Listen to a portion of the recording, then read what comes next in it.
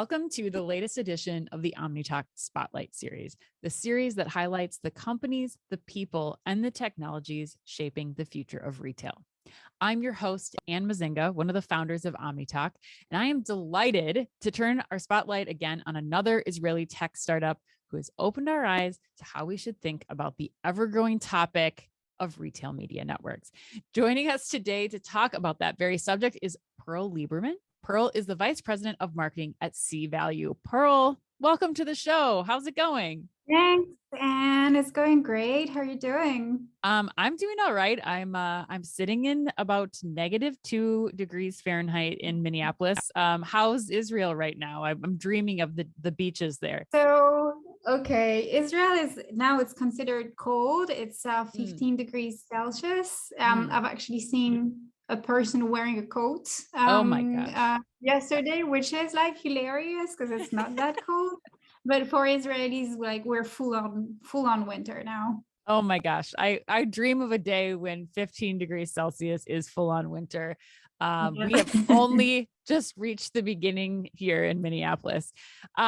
Pearl, I'd love to, before we start here to, just find out a little bit more about ciValue.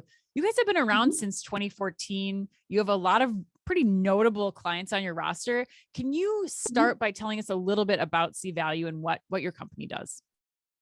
Sure. So ciValue was founded in 2014 by veterans of the CRM space. The founders of ciValue really observed in the CRM retail space that there were a lot of situations where they had retailers who on the one hand had hundreds of suppliers and on the other hand they had thousands or millions of customers, and there was no out-of-the-box tech-driven solution to manage this relationship, to do the insight sharing and the data sharing in a way that was productized.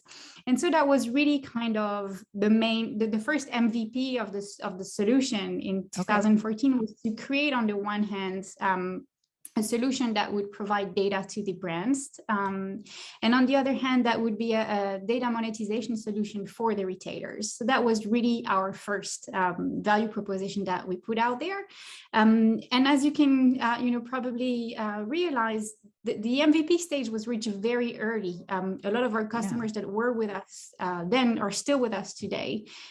There was a real product market fit and it came really, really quickly, and we grew with them in terms of how we scale and how we enable retailers to share insights with their brands. It can maybe set the stage a little bit for us too, Pearl. I mean, what data was out there in 2014? Like what was being passed back and forth between the brands and the retailers? So it's a very good question, because usually when people think about, sharing insights, they have the most basic levers in their mind. What is the basket size, or what is, the total turnover.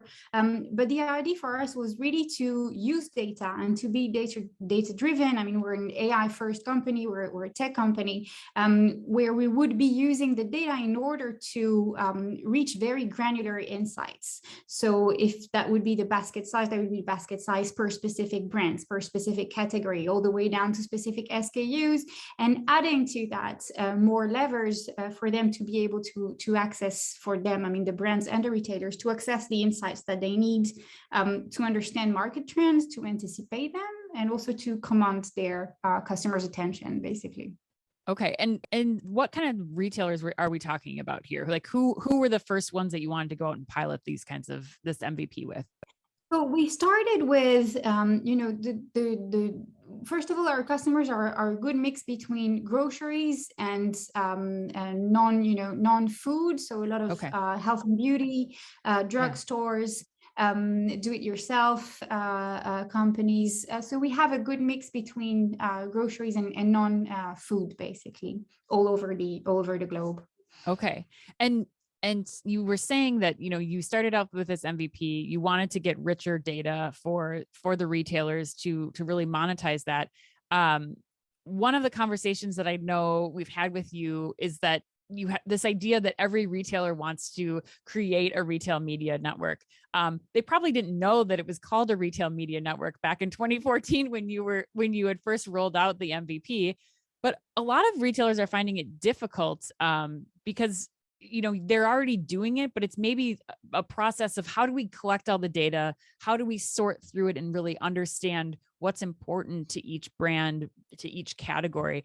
Can you tell us a little bit about what you meant by this every retailer wants to create a media network, many are finding it difficult? What did you mean by that?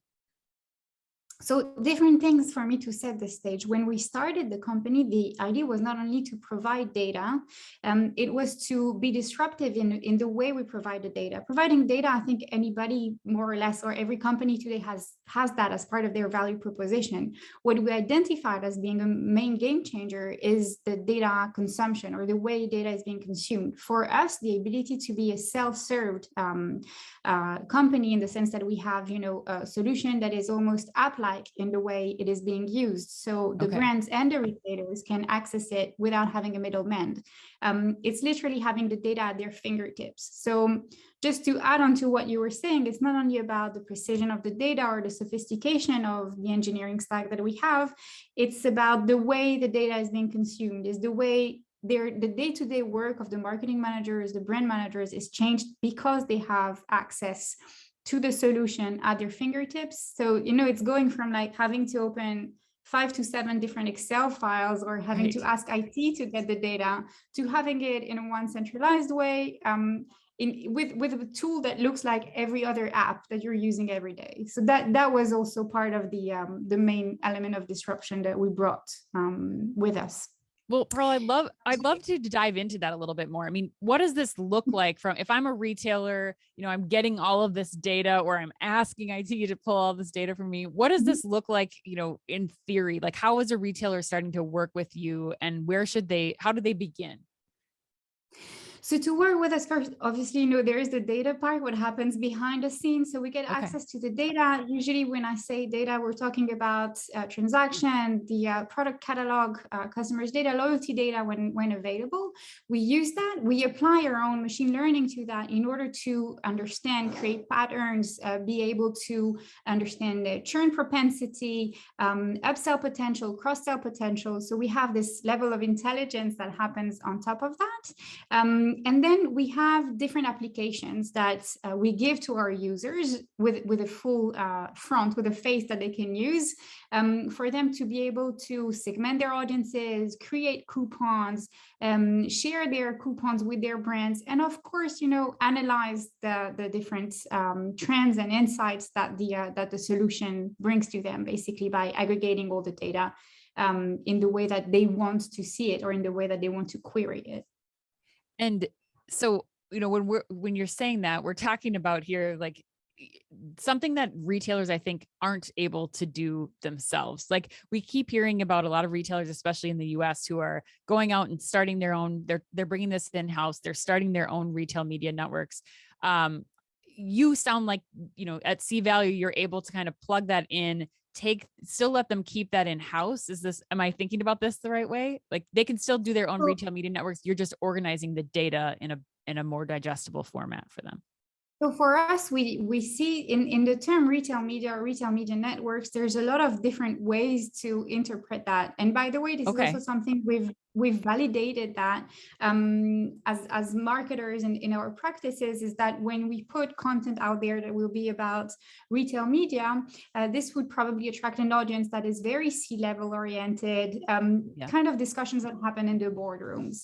Now, if you go back to the users, if you go back to the guys with the boots on the ground, the marketing teams in the thing on a Monday morning, they're less interested in retail media as they're interested about monetizing media, as they're interested in collaborating with their brands to put ads out there that work, about measuring them.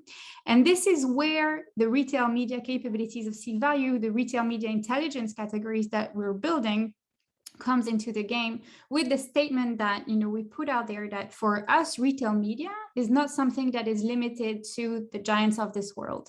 It is something that every retailer with a high audience can do. It can accelerate just by building on their existing capabilities, building on their ability to share insights with the brand, building on their ability to create audiences and on their existing personalization programs. So to go back to our customers and how they use the solution today, they didn't really wait for us to say, oh yeah, we need to monetize media. There's an opportunity out there. They've been doing that as an extension of their personalization programs ever since they really started. Actually, you asked earlier on if in 2014 we knew that we would be a retail media company. Right. And our CEO, Benny Basil, really likes to tell the story of one of our first customers when he met with the CEO of the retailer. And that is really 2016. They told him, we're a media company. And he says today the story retrospectively, and he says, then I hadn't even understood the potential of what was happening, of what was coming to us, and how media was to transform the industry. Right. Well, and not only transform the industry, Pearl, but I think also the ability to drive a significant amount of revenue for a very low margin business, especially when we're talking about grocery. And that is very true, how the pandemic in a way accelerated retail media, and it all happened giving the sense that, oh yeah, retail media is this new thing that needs to happen because digitalization has been precipitated. But to be fair, we started an initiative at ciValue called the Retail Talks, where we interview retail media leaders in order to understand their best practices and see what they're really doing out there, because we really saw that there was sort of like a void in the from a practitioner's perspective. Everybody's like, okay, but how am I going to do this, or how is it different than what I'm already doing? And what transpires is that the rapid digitalization and COVID didn't really accelerate retail media. It was already there. Retailers had already started doing that. It just came out as a major trend as we all moved to digital, but really it was already in the pipelines even then, back in 2019 or 2018. So yeah. Well, I love what you're saying there about this shift to digital grocery and digital ordering, especially.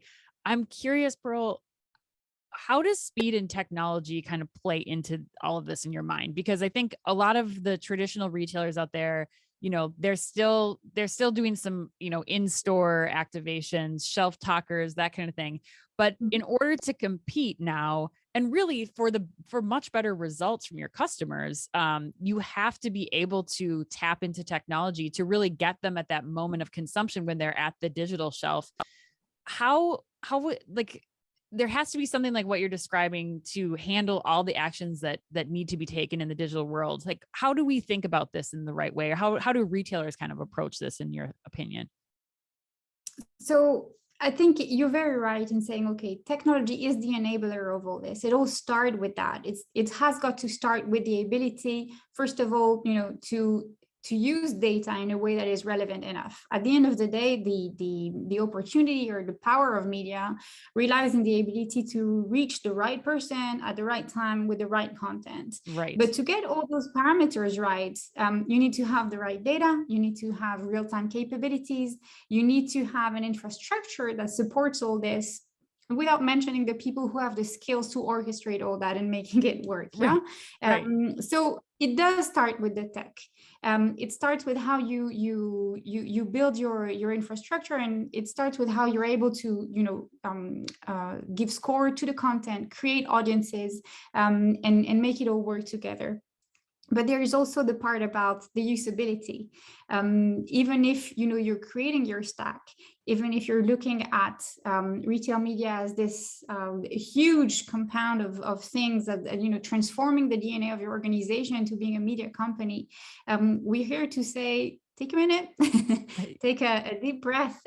You've got the data and you've got the value of how to build all this. Now it's all about how you're going to share it with your brands, and how you're going not only to share the insights, but to share the activations together and measure it all. So it's more about breaking down, let's say, the problem, always with the user in mind. How are they going to use it? How are my teams going to be able to create value and create it fast? Because you mentioned that, and that is very true. It's no longer the shelf stock that they used to have, right? It's been changed. Something about digital is very much about, thinking big and failing fast. You need to move very quickly. You need to be very agile.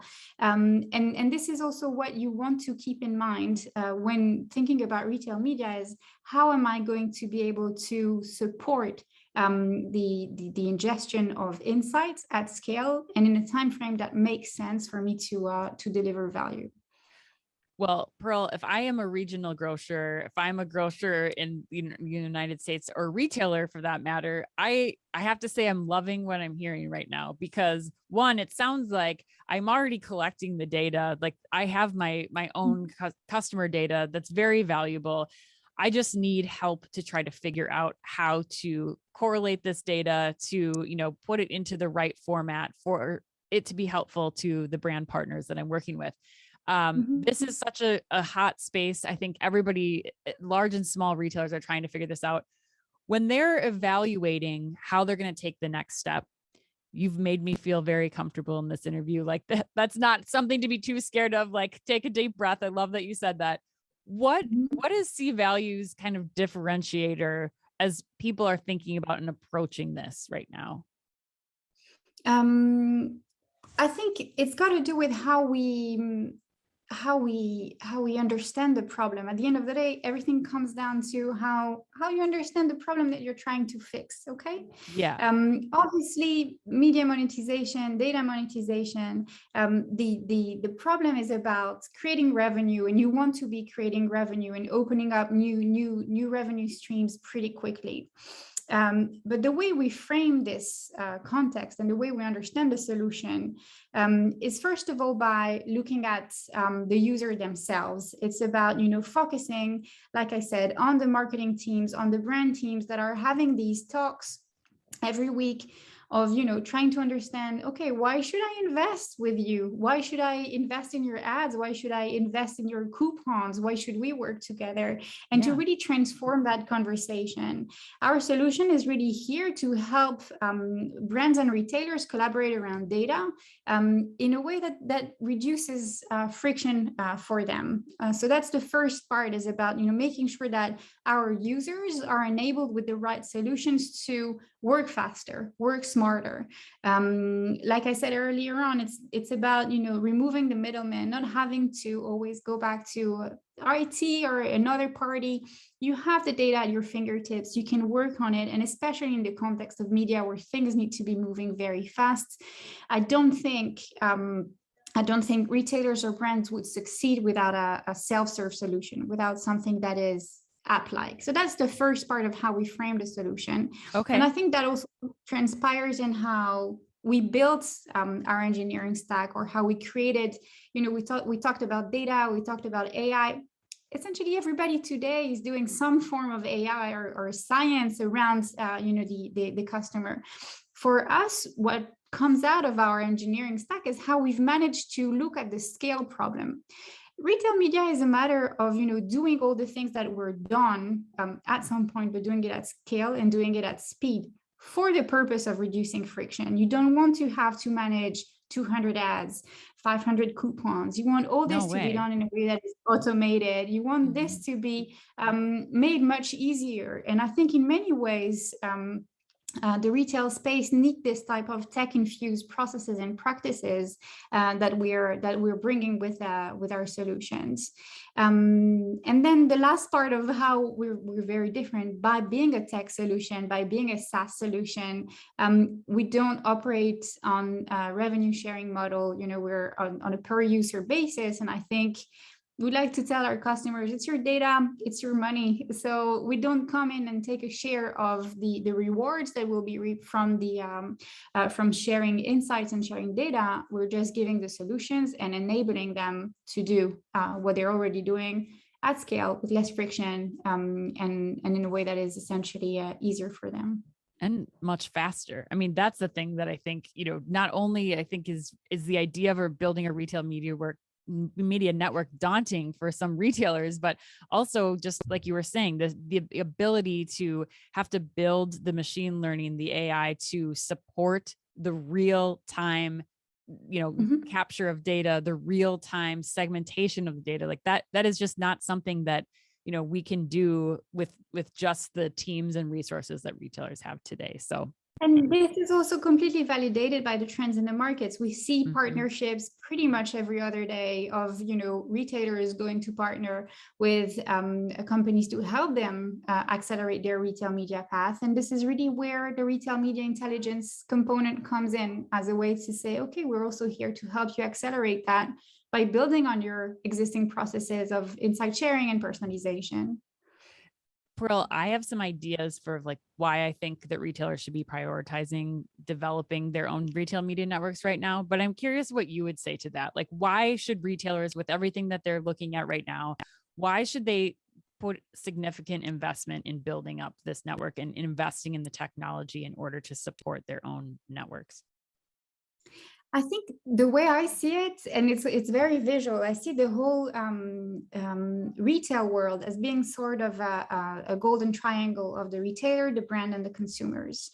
The more there is digitalization, the less there will be a need for retailers. The brands can go by themselves directly to the consumers. The consumers will know where to find the brands. So for retailers to continue existing, for the notion of retail to continue to exist as a way to federate different brands together, there needs to be a transformation in the collaboration, in how brands and retailers work together to deliver value to their consumers. And this needs to be more transparent. It needs to be more data driven.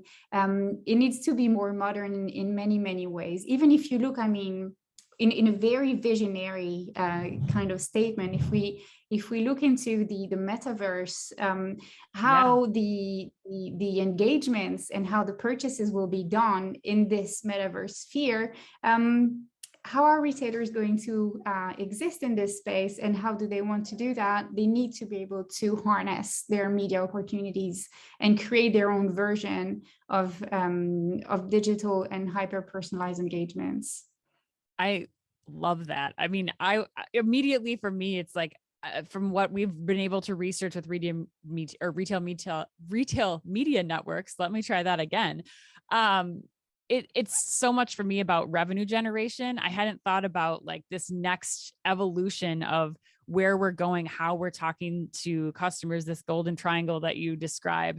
It is going to require kind of these alliances to be formed so that we are serving the customer in the best way possible. It can't be the silos like it once was. So I really, really appreciate your insights there, Pearl.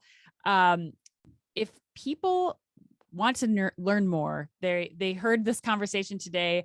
I have no doubt that many of our listeners are starting to dig into this, especially getting into that metaverse conversation that we're talking about. What's the best way for people to get in contact with you? To get in contact with me, you can use LinkedIn. I'm Pearl Lieberman. I'm the VP of Marketing for ciValue.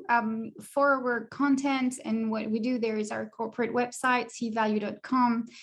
We also have the Retail Talks initiative on our website. So if you're a retail media practitioner and you don't like what I said, or you strongly agree with what I said, I encourage you to reach out and let's discuss and try to really create a community of people out there who are trying to create best practices for retail media.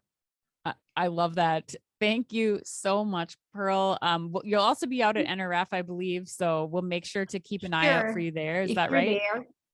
Look up Yes, Pearl, if you're shoot at her a NRF. note, shoot her and her team a note on LinkedIn and let her know where they can meet you at the Starbucks in the Javits Center, and talk retail media networks.